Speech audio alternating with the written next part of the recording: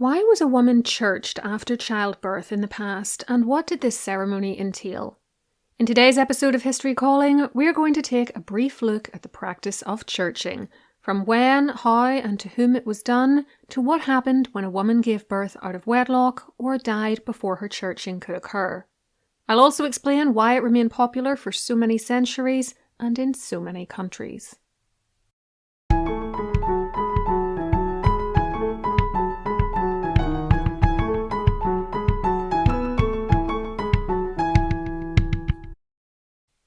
The roots of churching, or at least of the perceived need for it, go all the way back to the Old Testament and to the Jewish religion.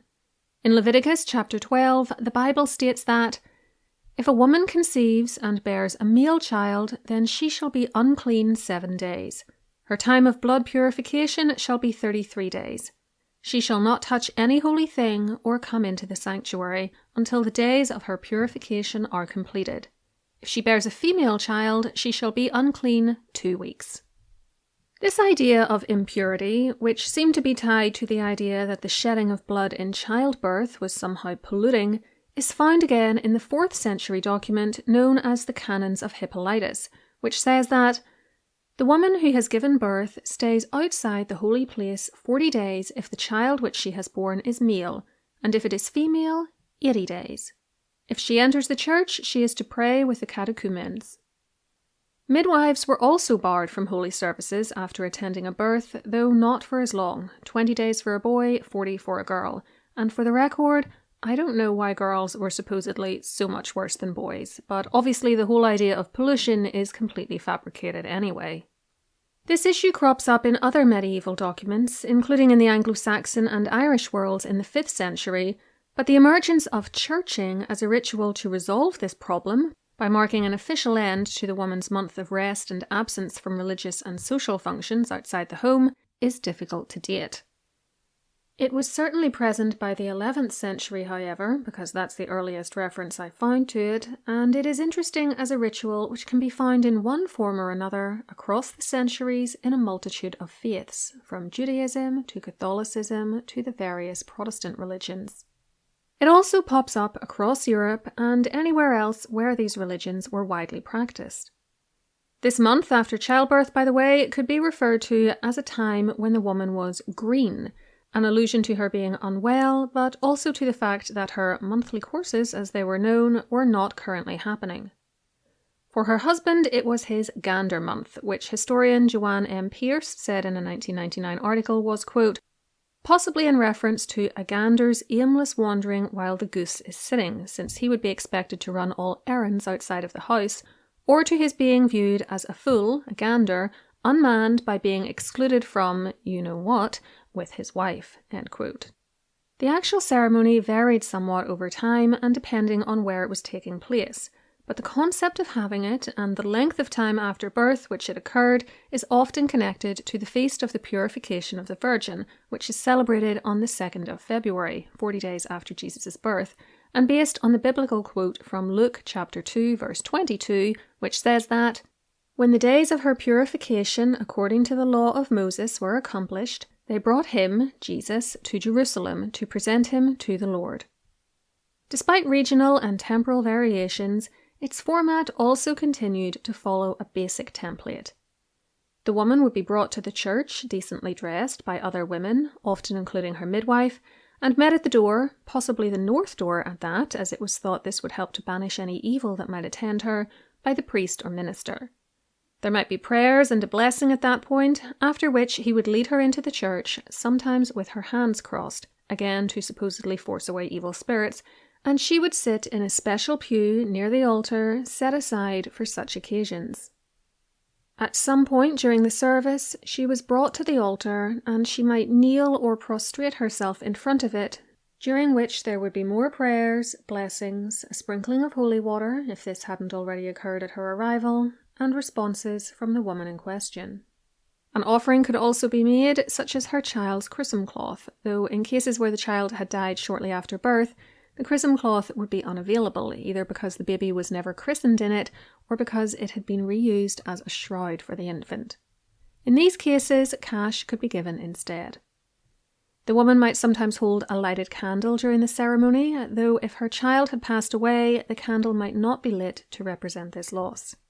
Even if the baby had lived, though, he or she wasn't usually present at this service, just as the unchurched mother wouldn't have been at their christening.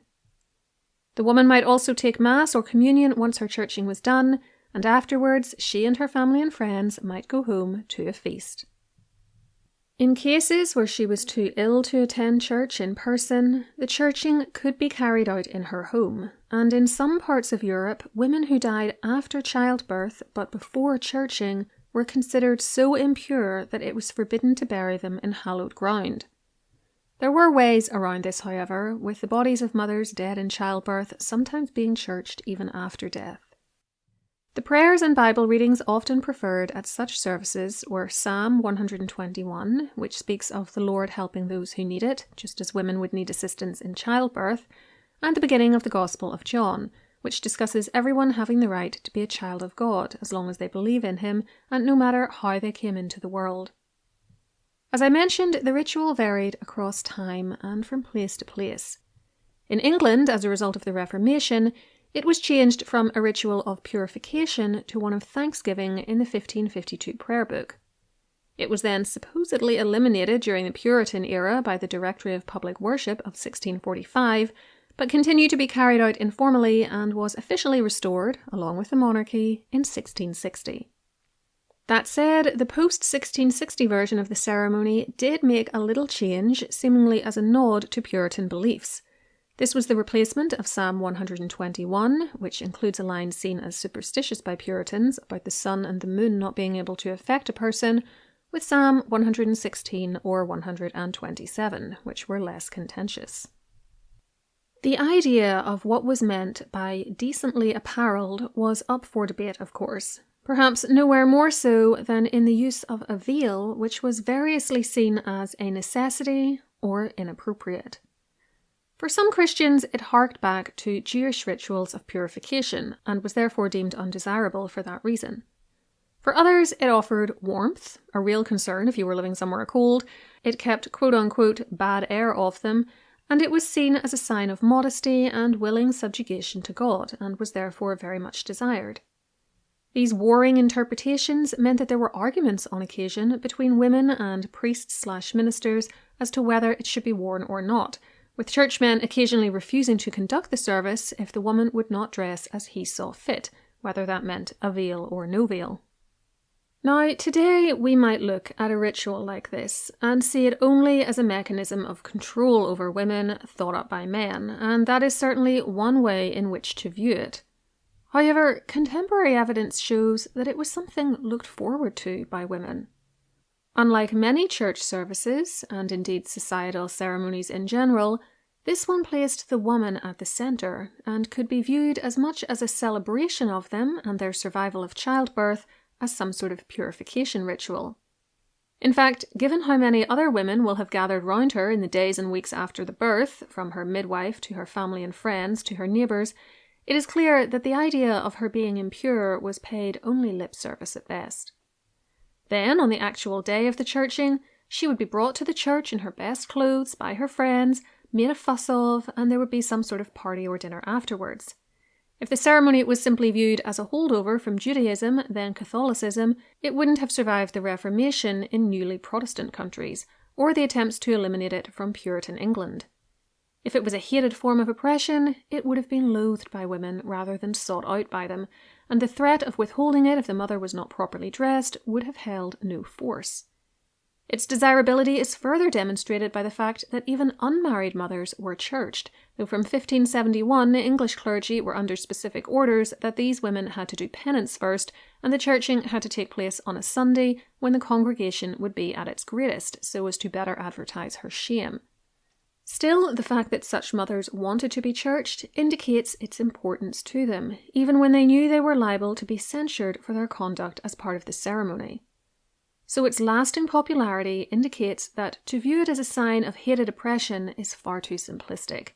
This is a ceremony that was still going in the mid-20th century, with one study of East London in the mid-1950s finding that 90% of women there still partook in it. I hope you found that little introduction to churching interesting. If so, please remember to give this video a like and subscribe to the channel with the notification bell switched on so you never miss an upload. For more from me, you can also become a YouTube member or find me over on Patreon, where I provide perks like early access to ad-free videos and bonus podcasts.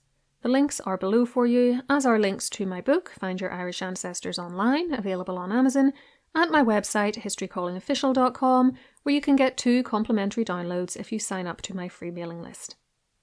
Let me know in the comments if you see churching as a punishment or celebration of women and why. And for your next episode of History Calling, why not try my video on whether childbearing was really as dangerous as some would have you believe, or you can learn about the bizarre story of the woman who said she was giving birth to rabbits and managed to get a number of doctors to believe her. Whatever you choose, please enjoy, and until next time, keep learning.